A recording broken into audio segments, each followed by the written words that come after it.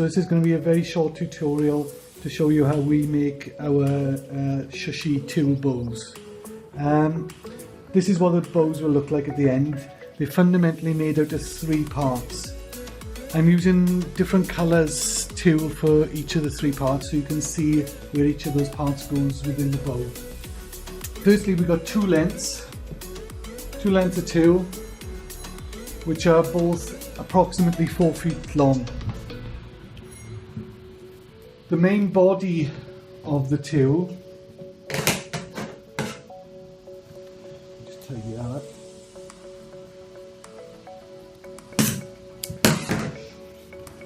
We put on a card. This is just a card that allows us to create consistent templates for the bows. So the card is 11 inches by 7 inches. If I was going to make the card again, I'd probably make it as wide as a bow, but we use it also to make it with 2-inch ribbon.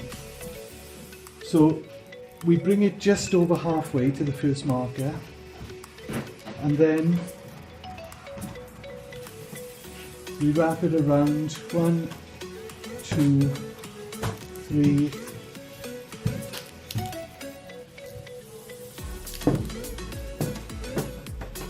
4 times and go to the end.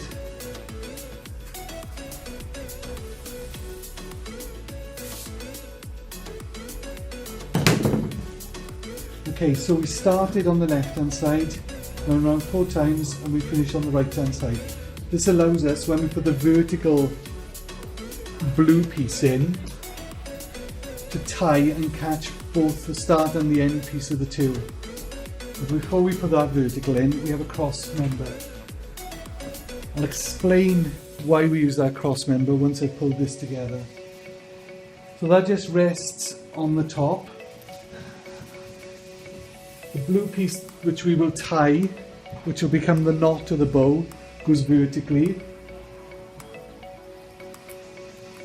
We pull out the template.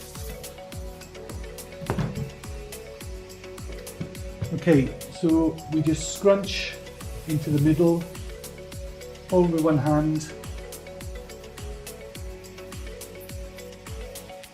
and just do initially a light knot.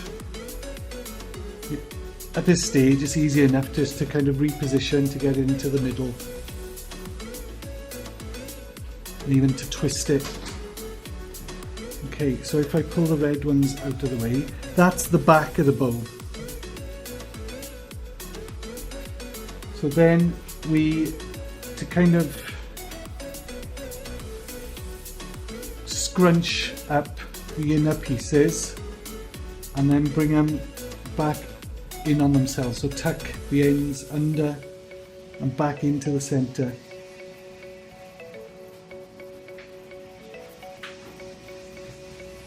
Just gives it a bit of body. Same with the other side.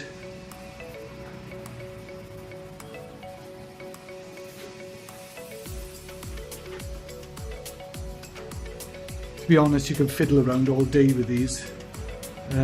Sometimes just quick is better.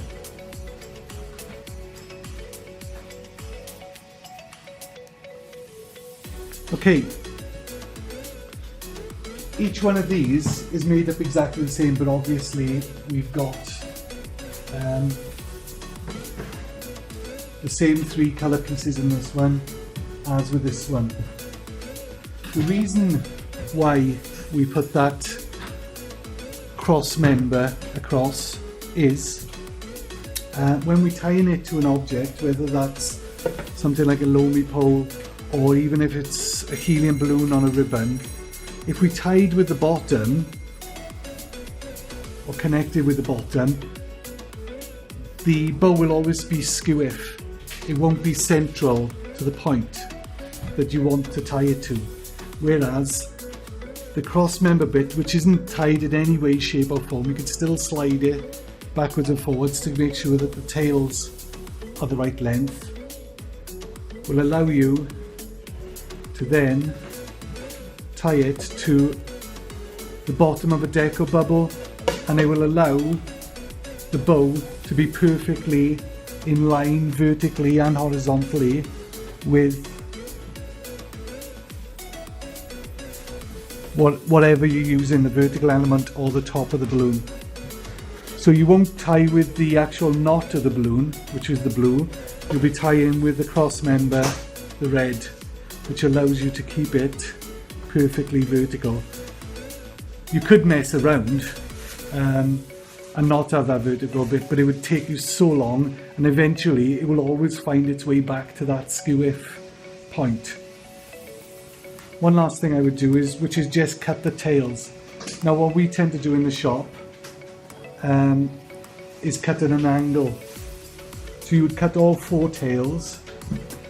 So you'd have the 4 tails from the vertical cross member and the horizontal cross member. It's actually cut at about a 45 degree angle. What we find, cut a bit tidier than I did then, I'm just rushing this now, is when the tool curls back to its normal state, the angles that are created by that cut give you some great line and form coming up the tails.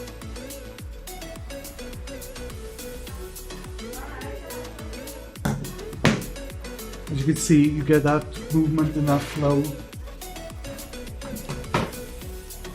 And then quickly cut the other one. There. So what you will get is you'll get the 2 front tails from the vertical member that tied the bow itself sitting in the front, and the 2